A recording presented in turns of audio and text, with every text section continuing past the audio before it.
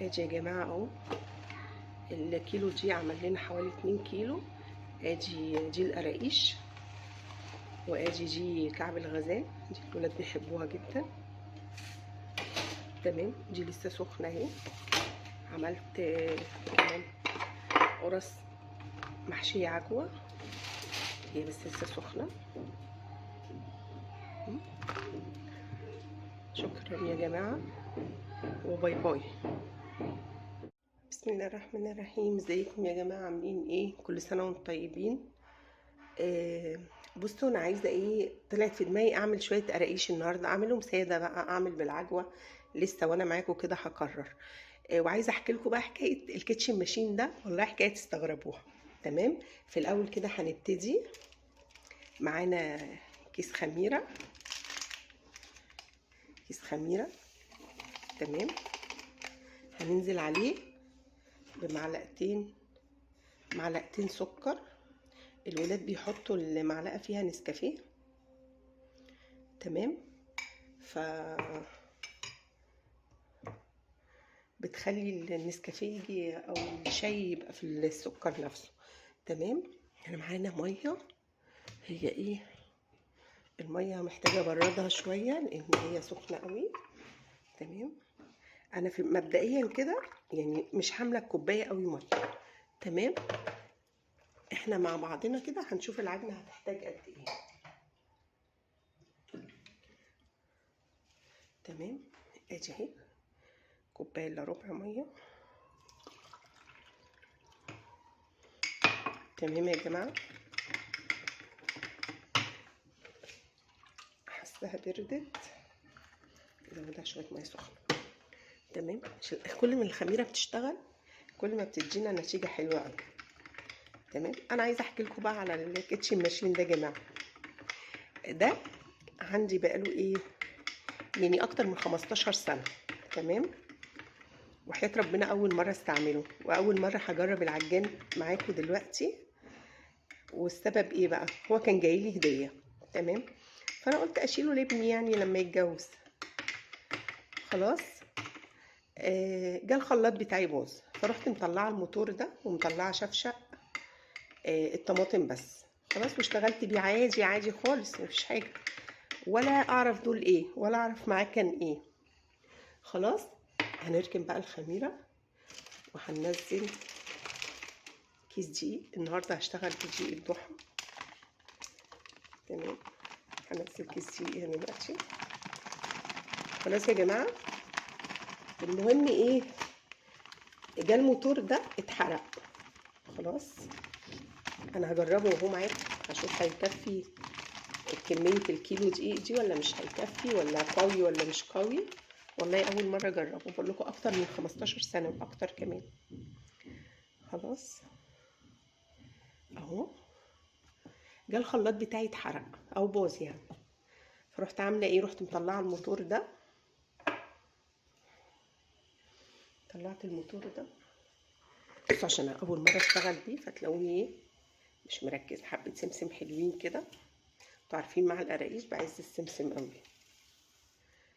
تمام.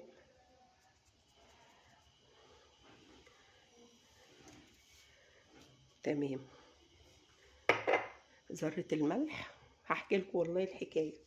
ذره الملح حبه حلوين كده، بتاع نص معلقه ولا حاجه صغيره. ده الموتور بتاعي اتحرق، فرحت مطلعه ده. اشتغلت بيه سنين سنين والله يا جماعه، لحد ما هو نفسه باظ. خلاص. لما مش عايزه ابقى نكاكه، بس لما هو باظ قلت بقى ايه، خلاص بقى هيترمى. لفيت الموتور بتاعه ورجعت باظ تاني، فقلت خلاص هيترمى. بعدين جيت محتاجه مطحنش باظت، محتاجه حاجات كتير قوي. فضلت اجيبها، محتاجه بتاع البصل، فضلت اجيب الحاجات دي لحد ما قلت ايه، طب ما انا عندي حاجته، طب ما انا اطلعها ابص عليها واصلح الموتور. المهم رحت صلحت الموتور ده، خد مبلغ حلو. تمام. وطلعت الحاجه بقى، اكتشفت ان انا جبت مطحنه للبصل وهو فيه. اكتشفت ان انا جبت هاند بلندر هو فيه كل حاجه، ما شاء الله ما شاء الله يعني. بس بصراحه كل ما بقول لحد على الموضوع ده بيضحكوا عليا. تمام يا جماعه. بصوا يا جماعه، احنا اتفقنا قبل كده ان احنا بنعمل، انا عن نفسي بعمل كده. انا سيحت السمنه علشان ايه؟ اوريكم.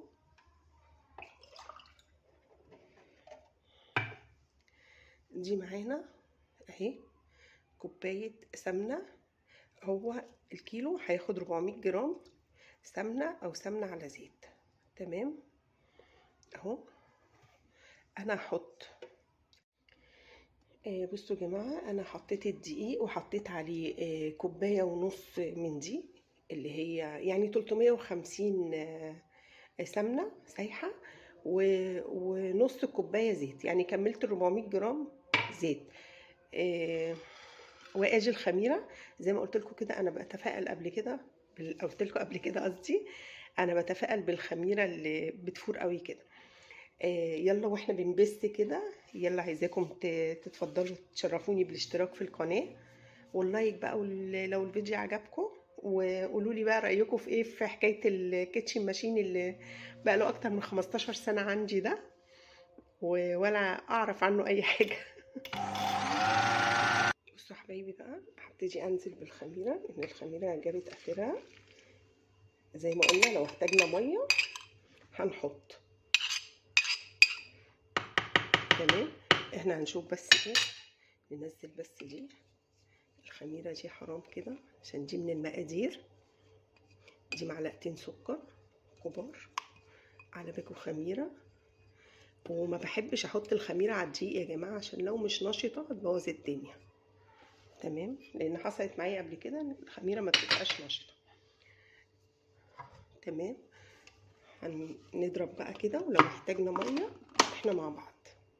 بصوا يا جماعه، انا كده فضيته لان انا محتاجه اعجن بايدي شويه، وبصراحه خفت عليه لان واضح ان كيلو دقيق كتير عليه. تمام. عايزه اقول لكم ان الديزاين ده او الموديل ده في حاجات كتير قوي، هو بينزل عايش لحد دلوقتي، بس في حاجات كتير قوي، قطع كتير قوي ما بتنزلش يعني فيه، فاهميني؟ تمام. احنا كده لسه هنحط ميه. الميه يا جماعه نرشرشها شويه شويه، ونكمل بايدينا عادي، ما فيش اي مشاكل. لحد ما نوصل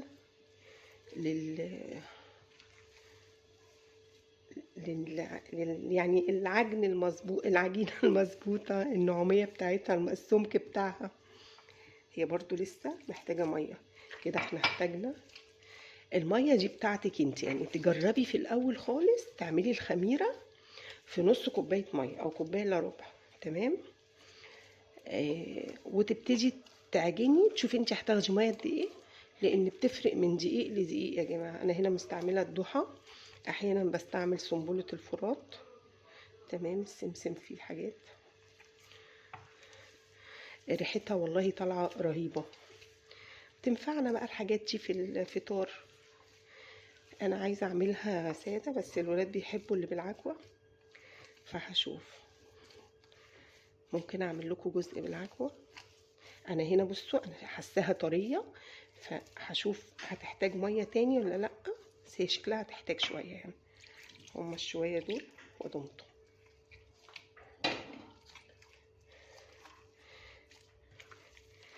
الواحد بيبقى محتار على الفطار يا جماعه، والله بيبقى ايه، قايم ما عندوش نفس. دي بتبقى كده مع كوبايه شاي. انا حاسه كده ميه خلاص، يبقى هي خدت حوالي كوبايه ونص من مج الشاي ده العادي. خلاص. تمام. هكملها كده والمها واسيبها تخمر وارجع لكم. بصوا بقى يا جماعه، وصلنا للمرحله دي. بصوا العجينه عامله ازاي، جميله جدا. بصوا ولا مشققه ولا حاجه، وتيجي تفتحيها من جوه تلاقيها مفتحه كده. دي هنسيبها نصايه كده شويه كده، بس تاخد وتدي في نفسها لحد الفرن ما يسخن بس، وابتدي اشكلها. اوكي يا جماعه، انا كنت مدخلاها جوه كيس بصوا العجينه ما شاء الله جميله ازاي. هنبتدي بقى نفرد، ناخد حته حته كده تمام، ونغطيها تاني ونفردها. هنفردها ناخدها بس كده بايدينا، هي طريه وجميله خالص اهي، مقاديرها مظبوطه. هنفردها بس ايه معانا، ممكن بالمنشبه، بس اظبط لكم بس ايه التصوير كده.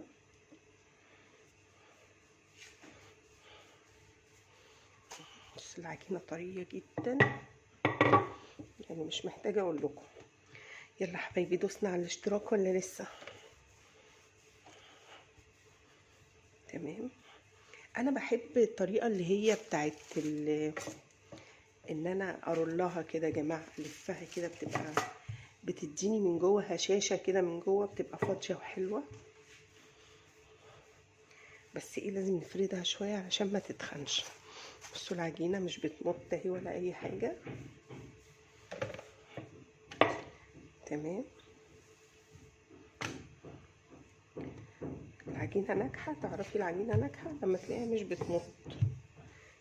تمام. انا هخليها بس ايه رقيقه خالص. دي لخماني وديها فين؟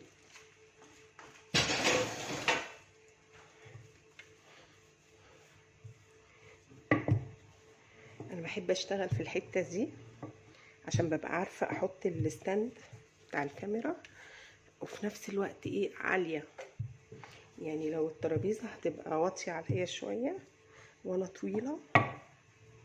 تمام يا جماعه. اهي هنعمل ايه، هناخد الحرف ده كده بس اهو زي ما احنا متعودين اهو لحد الاخر معانا خلاص، ونبططها.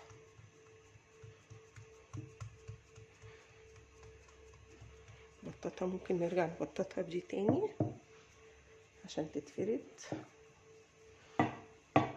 النهارده كان في سيول جامده قوي يا جماعه في اسكندريه، يعني ربنا يستر لو في ناس تضررت كتير. احنا بالصدفه قبلها بكام ساعه كده كنا قاعدين في مكان على البحر، فالحمد لله احنا كنا قاعدين على الرمله يعني، فالحمد لله ان ايه الموضوع ده حصل متاخر. وربنا يا رب يستر بقى على الناس اللي تضررت دي، ربنا معاهم ان شاء الله. اهو يا جماعه هروح اجيب سكينه وارجع لكم. معانا صينيه، احنا في الاول بس هناخد الحرف ده عشان ايه تبقى طالعه مظبوطه. مش عارفه هو مش واضح قدامكم، تيجي من هنا عشان اوريكم اهو. حلوه قوي السم كده يا جماعه عشان هي لسه بتزيد اهي.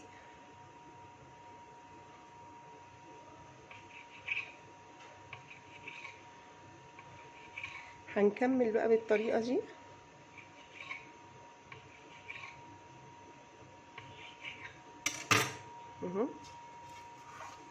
ولو هعمل حاجه بالعجوه هقول لكم.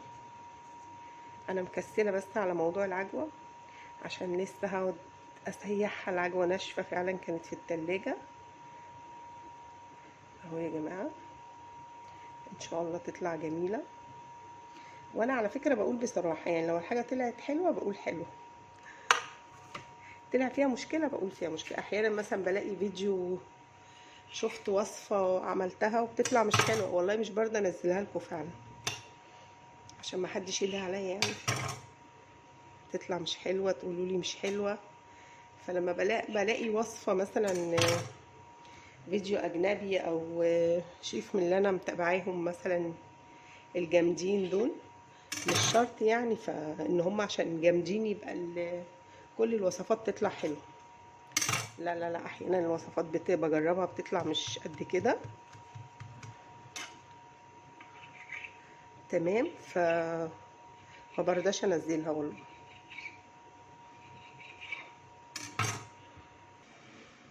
دي طريقة تانية اهي، انا ما فردتهاش، دي حتة صغيرة بس عملتها كده بس قدامكم اهي كده بس عشان تطول، يعني ما رلتهاش زي التانية.